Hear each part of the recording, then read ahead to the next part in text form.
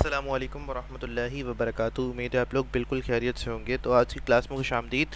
سب سے پہلے تو سوری کہ اتنے دنوں سے ویڈیوز اپلوڈ نہیں کر پا رہا تھا، اس کی وجہ یہ تھی کہ میرے لیپ ٹاپ میں کچھ پرابلم ہو گئی تھی، تو جس وجہ سے میں ویڈیو نہیں بنا پا رہا تھا۔ تو آج کی کلاس میں خوش آمدید۔ تو سب سے پہلے تو ہم دیکھتے ہیں کہ آج کا سبق کیا ہے۔ تو آج کا جو ہمارا سبق ہے، سبق نمبر 7 حروف مدہ۔ ہم نے لاسٹ ٹائم لیسن نمبر 5 اور 6 کور کیا تھا پچھلی ویڈیو میں، تو آج ہم کور کرنے جا رہے ہیں حروف مدہ والا ٹاپک۔ تو آج کا جو سبق ہے اس کا نام ہے حروف مدہ۔ تو سب سے پہلے تو جو یہاں پر ہمیں پوائنٹ دیا گیا ہے وہ یہ ہے کہ اس علامت کو جزم کہتے ہیں۔ یہ جو علامت ہوتی ہے اسے جزم کہتے ہیں، اور یہ علامت اپنے دماغ میں اچھے طریقے سے بٹھا لیجیے گا۔ یہ جو پیش جیسی دکھتی ہے اور دال کی طرح اس کی شیپ ہوتی ہے، تو اسے جزم کہتے ہیں، اور جس حرف کے اوپر جزم ہو اسے ساکن کہا جاتا ہے۔ جیسے کہ ہم نے پچھلے چیپٹرز میں پڑھا تھا کہ جس حرف پر حرکت ہو اسے متحرک کہتے ہیں، پھر تنوین والا حرف جو ہوتا ہے وہ منون کہلاتا ہے، یعنی دو زبر دو زیر دو پیش والا حرف منون کہلاتا ہے۔ تو ایسے ہی جس حرف کے اوپر جزم ہو اسے ساکن کہتے ہیں۔ تو جیسے کہ یہ والا واو دیکھیں، واو کے اوپر اب جزم ہے، تا کے اوپر پیش ہے تو یہ متحرک ہے، یعنی تا کے اوپر حرکت ہے۔ حرکات آپ کو پتہ ہے زبر زیر پیش کو حرکات کہتے ہیں، تو جس حرف پر حرکت ہو اسے متحرک کہتے ہیں۔ تا کے اوپر حرکت ہے تو تا متحرک ہے۔ واو، یہاں پر واو کے اوپر جزم ہے تو واو ساکن ہے، کیونکہ یہاں پر ہمیں بتایا گیا ہے کہ جس حرف پر جزم ہو اسے ساکن کہتے ہیں، ایسے ہی ہے۔ تو پھر ساکن حرف کو پڑھا کیسے جاتا ہے؟ اب ساکن حرف کو اگر ہم نے پڑھنا ہے تو ساکن حرف کو ہم نے اپنے سے پیچھے والے متحرک حرف سے ملا کر پڑھنا ہوتا ہے، ٹھیک ہے؟ تو جیسے کہ ہمیں یہاں پر بتایا گیا ساکن حرف کو اپنے سے پہلے والے متحرک حرف سے ملا کر پڑھا جاتا ہے۔ متحرک کیسے کہتے ہیں؟ جس کے اوپر حرکت ہو۔ تو اب ہم نے ساکن حرف کو اگر پڑھنا ہے تو اسے ہم نے اپنے سے پیچھے والے متحرک حرف سے ملا کر پڑھا جاتا ہے۔ تو اب مثال کے طور پر واو ساکن ہے، واو ساکن ہے، واو ساکن ہے، ساکن حرف کو کیسے پڑھنا ہے؟ اپنے سے پیچھے والے حرف سے ملا کر۔ تو ہم کیسے پڑھیں گے؟ اگر ہم نے واو کو پڑھنا ہے تو ہم اسے اپنے پیچھے والے ورڈ سے ملائیں گے جو کہ تا ہے، اور تا کے اوپر پیش ہے تو ہم اسے پیچھے والے ورڈ سے ملائیں گے اور کہیں گے تا واو پیش تو، یعنی جو ساکن حرف ہے وہ اکیلا نہیں پڑھا جا سکتا ہے، اگر اسے پڑھنا ہے تو ہم نے اسے پیچھے والے ورڈ سے ملا کر ہی پڑھنا پڑے گا۔ پھر آگے آتے ہیں حروف مدہ۔ حروف مدہ 3 ہیں، یہ چیپٹر بھی حروف مدہ کے متعلق ہی ہے۔ تو حروف مدہ ٹوٹل 3 ہیں، اور وہ کون کون سے ہیں؟ وہ یہ ہیں الف، واو اور یا۔ تو حروف مدہ ٹوٹل 3 ہیں، الف، واو اور یا۔ عربک میں یعنی قرآن پاک میں جو عربک ہے اس میں 3 حروف مدہ ہیں، الف، واو اور یا۔ سب سے پہلے ہم الف مدہ کو سمجھیں گے کہ الف مدہ کب ہوتا ہے اور کیسے ہوتا ہے۔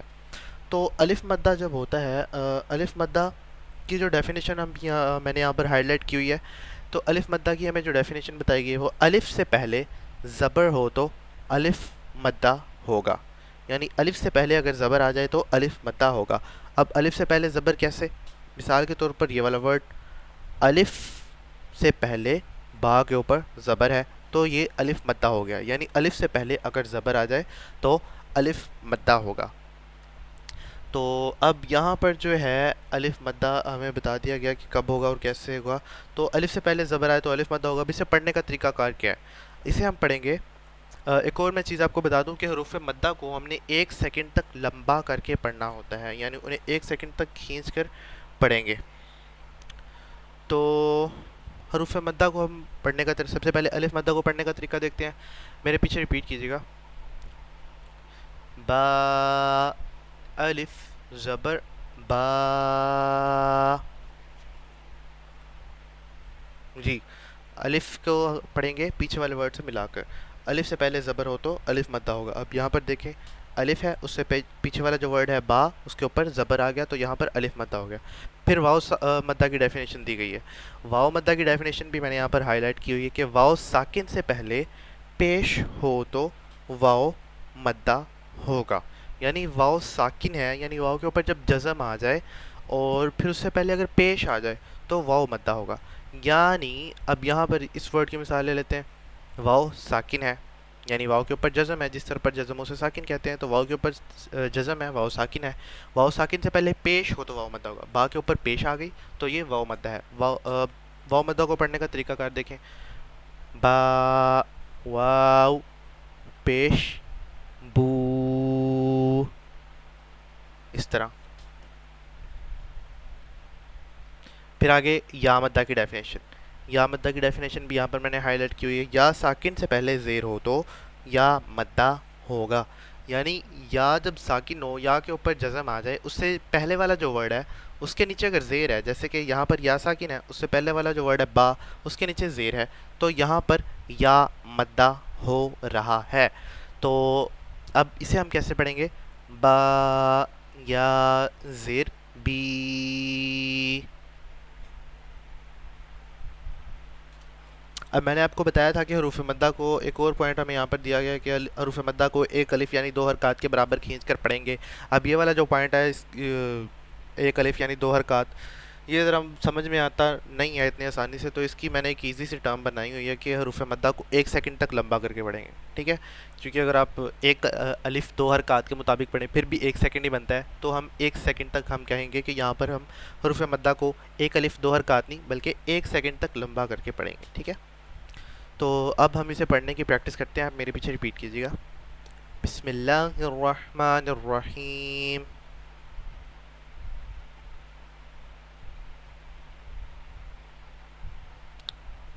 با الف زبر با.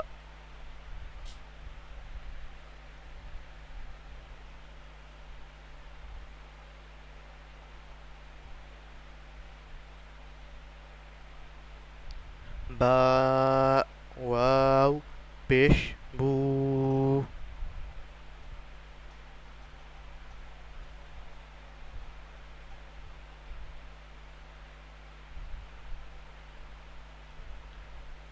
با یا زیر بی.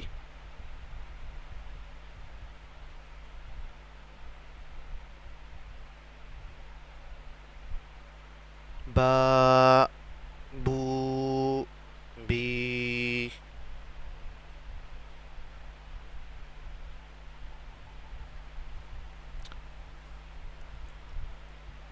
تا الف زبر تا.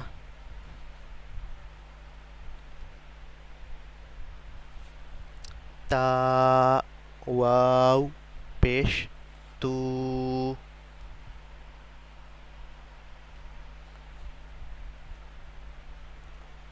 تا یا زیر تی.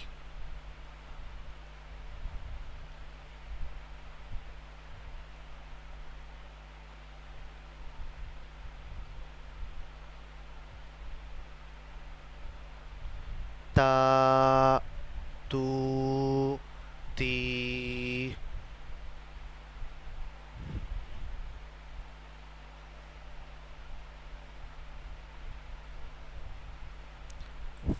ثا الف زبر ثا.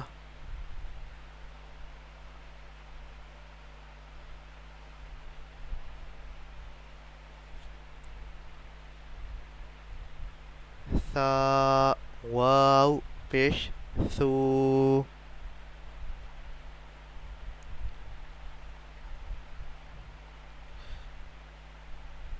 ثا یا زیر سی.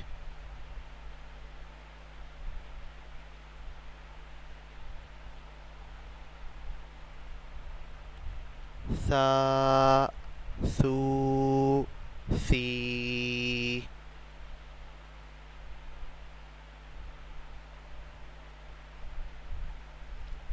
جیم الف زبر جا.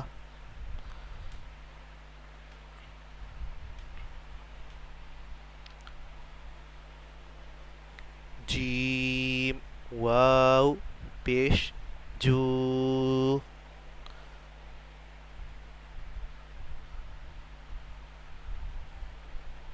جیم یا زیر جی.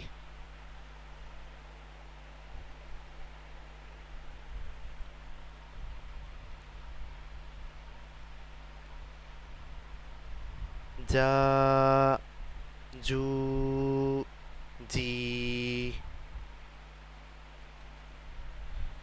جی تو میں نے آپ کو 2 لائنس کی پریکٹس کر کے بتا دی ہے. آپ باقی چیپٹر لازمی بذات خود اس کی پریکٹس کر لیجیے گا, کیونکہ آپ کو میں نے طریقہ کار تو بتا دیا کہ کیسے پڑھنا ہے. باقی آپ خود کر لیجیے گا. تو ریئلی سوری اگین کہ اتنی دیر ویڈیو اپلوڈ نہیں کر سکا.